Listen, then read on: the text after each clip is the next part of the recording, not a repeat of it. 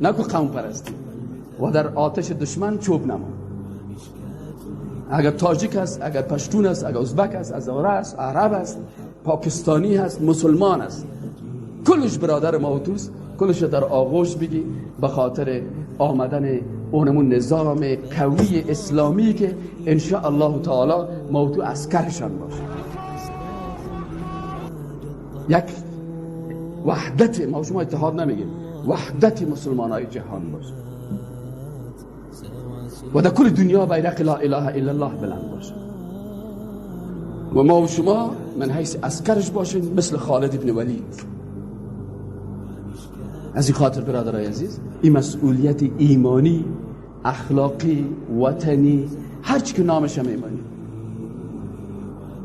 اول مسئولیت اعتقادی موضوع است که عقیده خدا بگیریم که هر کس لا اله الا الله میگه برادر ماست. یک وقت شیخ احمد دیداد امرای جیمی سواگرد در لس آنجلس امریکا جرا بحث میکرد، گپ سر ویزا آمد.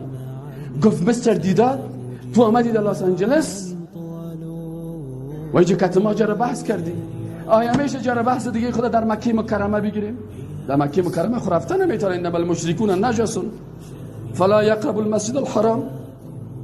لکن شیخ احمد دیداد در 2000 فوت کرد، الله رحمت کنه بالایش. این مبارک برش چی گفت؟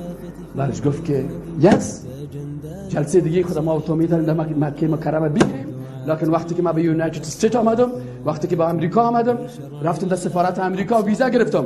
سفارت الله مسجد از برو در مسجد ویزا دیگه بگو لا اله الا الله، اهلا و سهلا به مکه مکرمه. پس نجات در چی هست؟ تو محصل، نه استاد، ای مولوی، ای عالم.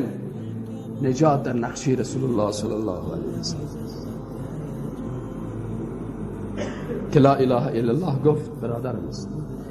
به خونه که در سوریه میریزه باید ما تو گریه کنیم، بگویم یا الهی با برکت این شب مبارک بشار الاسد از دیگه تباه بکن. ساینس، تکنولوژی، علم